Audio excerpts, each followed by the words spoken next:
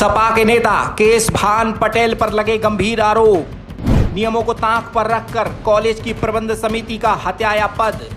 फर्जी विकलांग सर्टिफिकेट से पत्नी को भी शिक्षक बनाने का आरोप।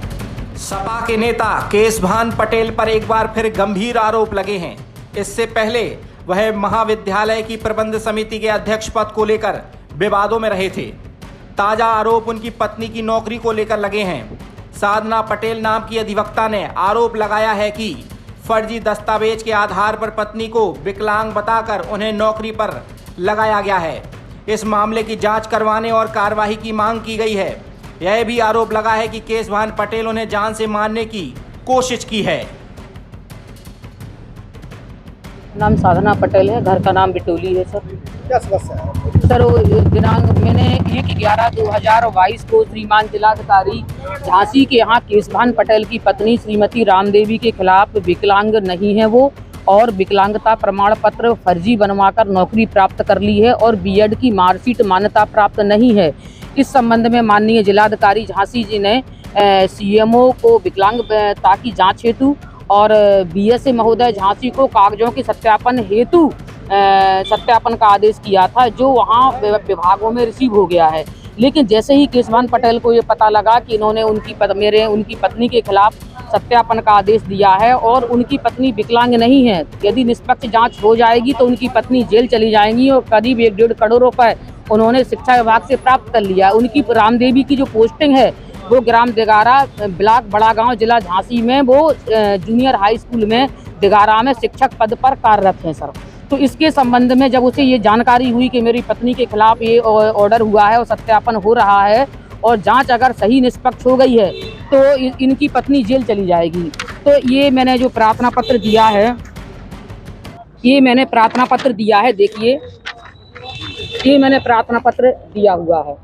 ये प्रार्थना पत्र दिया हुआ है, देखिए ये 1/11/2022 का प्रार्थना पत्र है। जिलाधिकारी झांसी को और सीएमओ बीएसए को संयुक्त रूप से सत्यापन की जांच के लिए डिस्पैच नंबर भी सीएमओ का डिस्पैच नंबर जी है 464 और बीएसए को डिस्पैच नंबर 26 पर 2/11/2022 में सर ये ऑर्डर गया है। तो इसी पर खुन्नस खा के इसने तमाम पहले तो अपने गुंडों वालियों से हमें धमकाया और तमाम तरीके अपमानित करते हुए इसने गालियां दी। इसके बाद इसे लगा कि ये अपना प्रार्थना पत्र जिलाधिकारी को जो दिया है सत्यापन के संबंध में रामदेवी वापस नहीं ले रही है। तो ये दिनांक 21 जनवरी 2023 को इसने रजिस्टर्ड मोबाइल नंबर, इसका जो है ये साफ दिख रहा है, इसका ये रजिस्टर्ड मोबाइल नंबर है केशभान पटेल का, और इसने मेरे रजिस्टर्ड मोबाइल नंबर पर 9140141781 पर इसने गंदे मेरे लिए फर्जी मैसेज भेजे। ये मेरे लिए मैसेज भेजे अश्लील, जो किसी महिला को के सम्मान को और जीने को तार करने के संबंध में इसने भेजे। तो मैंने इसकी शिकायत अपने माता पिता से की, इसके स्क्रीनशॉट मैंने अपने भैया को भेजे। तो उन लोगों ने और समाज में और अन्य रिश्तेदारों को मैंने बताया कि केशभान पटेल मेरे लिए ऐसे अश्लील मैसेज करके मुझे परेशान कर रहा है। तो मेरे माता पिता ने और अन्य लोगों ने इससे शिकायत की। तो ये क्रोधित होकर दिनांक 23 जनवरी को 2023 में रात में ये मेरे घर में दुनाली बंदूक लेके 2 अज्ञात व्यक्तियों के साथ घुस आया और इसने मुझे शर्मसार करने के लिए सारा प्रयास किया। आसपास की भीड़ इकट्ठा हो गई और इसे ये लगा कि ये भीड़ मुझे पकड़ के कहीं पुलिस के हवाले ना कर दे।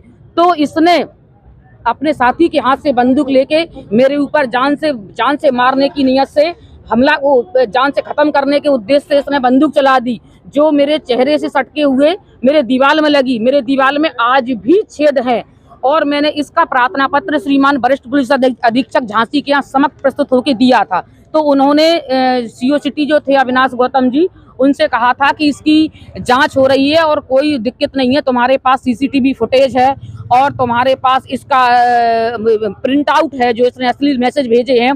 शिक्षक एमएलसी का इलेक्शन है, थोड़ा सा आप रुक जाओ 1 हफ्ते के लिए, आपके पास सारा लिखित डॉक्यूमेंट है। डॉक्टरी जो इसने मुझे मेरे साथ मारपीट की है और उक्त घटना में मुझे जो चोटें आई हैं उसका भी मैंने डॉक्टरी उनको दिखाया। तो उन्होंने कहा कि आप 1 हफ्ते रुक जाइए, शिक्षक एमएलसी का इलेक्शन है, इलेक्शन डिक्लेयर हो जाने दीजिए, नामांकन हो जाने दीजिए, क्योंकि गंभीर आरोप है और वो व्यक्ति बड़ा रसूख वाला है, थोड़ा मुझे जांच करने के लिए थोड़ा समय दे दीजिए, और जब तक इलेक्शन डिक्लेयर हो जाएगा प्रशासन उसी में लगा है। तो मैं पुलिस की बातों पे भरोसा किया मैंने कि चलिए ये पुलिस मुझे ये कह रही है कि हम मुकदमा लिख लेंगे तो मेरी मुकदमा लिख जाएगा। तो इसके संबंध में मैंने कोई पत्रकारों से कुछ नहीं कहा, किसी से कुछ नहीं कहा, मुझे पुलिस के ऊपर पूरा भरोसा था क्योंकि मेरे पास सीसीटीवी फुटेज था और ये गंदे चैट का भी स्क्रीनशॉट था। लेकिन इसके बाद जब इलेक्शन 4-5 तारीख को डिक्लेयर हो गया और मैं समाधान दिवस में गई, मैंने कहा सर मेरे प्रार्थना पत्र पर आज तक कोई FIR नहीं लिखी गई, मुझे जान का खतरा है उस व्यक्ति से। केशभान सिंह पटेल जिला अध्यक्ष रहा है समाजवादी पार्टी का, रसूख वाला व्यक्ति है, उसके बड़े उच्च अधिकारियों से और उच्च लेवल के व्यक्तियों से संबंध है।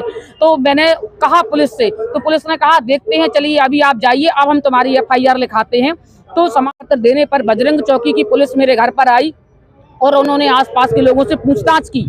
पूछताछ में गवाहों ने बताया कि हाँ गोली चलाई है, केशवान पटेल के घर में घुस के इनको अपमानित किया है, और तमाम चीजें हैं जो प्रार्थना पत्र में लिखी हैं, जो हम खुले इस तरह से खुले उसमें चैनल पे नहीं बता पा रहे हैं। ये तमाम उसने जो अपराध किया है अपने शरीर से, वो मुझे शर्मसार करने के लिए जो उसने पूरा अपना प्रयास किया है, लेकिन वो असफल रहा है। ये मैंने प्रार्थना पत्र कप्तान साहब के यहाँ दिया है, उसमें भी लिखा है, CO साहब के यहाँ लिखा है, उसमें भी दिया है, और DIG साहब महोदय झांसी के यहाँ प्रार्थना पत्र दिया है, उसमें भी लिखा है, और थाना दिवस में दिया है, उसमें भी दिया है। लेकिन उच्च अधिकारियों से इस कदर का वो है कि पुलिस की क्या आंखों में चमक है कि मेरी सुनी नहीं जा रही, मेरा प्रार्थना पत्र नहीं लिया जा रहा है। और समाधान दिवस के एक दिन बाद में बजरंग चौकी से जो पुलिस आई मेरे घर पर, तो पुलिस ने ये कहा कि मैं आसपास के लोगों से पूछने के बाद तुम्हारे पास और कोई प्रूफ है? तो हमने कहा हाँ साहब, CCTV का फुटेज है मेरे पास जिसमें मेरे घर में घुसना दिखाया है और घर से बाहर ये निकला हुआ दिखाया है असलाह लेके।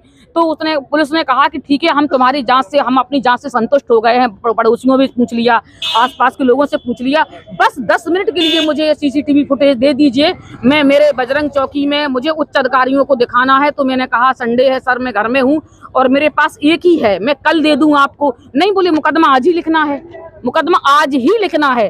तो मैंने पुलिस पर विश्वास करके, जो इंद्रपाल 2 स्टार वाले पुलिस वाले हैं, तो मैंने उनको वो पेन ड्राइव दे दी CCTV की कि ले जाइए सर, लेकिन प्लीज मुझे वापस कर दीजिएगा। तो उन्होंने मुझे भरोसे में करते हुए कहा कि मैं क्या करूंगा, मेरे किसी काम की नहीं है, ये तो तुम्हारी है, तुम्हारे काम की है, मेरे थोड़े किसी काम की है। तो मैंने उनके भरोसा करके उनको वो CCTV फुटेज की वो पेन ड्राइव दे दी।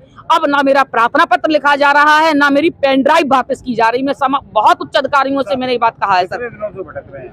मैं सर पूरा 1 महीना हो गया, 27 जनवरी से मैं भटक रही हूँ सर। नहीं, कोई सुनवाई नहीं है। मुझे आश्वासन दिया जाता है, कहीं ये कहा जाता है कि आधा प्रार्थना पत्र लिख के दो, आधे पे कार्रवाई होगी, प्रॉपर धाराओं पे कार्रवाई नहीं है। जो आपने जो प्रार्थना पत्र दिया है इसको अलग करो और एक दूसरा प्रार्थना पत्र बनाओ, जो हम कह रहे हैं वो लिखो, तब हम इस पर FIR दर्ज करेंगे। हम तुमने जो लिखा है भला जांच है, CCTV है, लेकिन हम तुम्हारी कोई FIR नहीं लिखेंगे, क्योंकि वो व्यक्ति जो केशवान पटेल है वो उच्च रसूख वाला व्यक्ति है, समाजवादी पार्टी का बड़ा नेता है, 3-4 बार जिला अध्यक्ष रह चुका है, सांसद प्रतिनिधि भी रह चुका है, आज भी वो समाजवादी पार्टी के एक बड़े नेता का सर PR है। सर मेरा करबद्ध निवेदन है कि मेरा प्रार्थना पत्र वो होके जांच हो गई है, सारा चीज हो गई है, लेकिन पुलिस मेरी FIR नहीं लिख रही है। तो मैं आप लोगों से यही निवेदन कर रही हूँ कि मेरी FIR लिखवाने में मेरी मदद प्रदान करने की कृपा करें। ब्यूरो रिपोर्ट, टाइम समाचार, झांसी।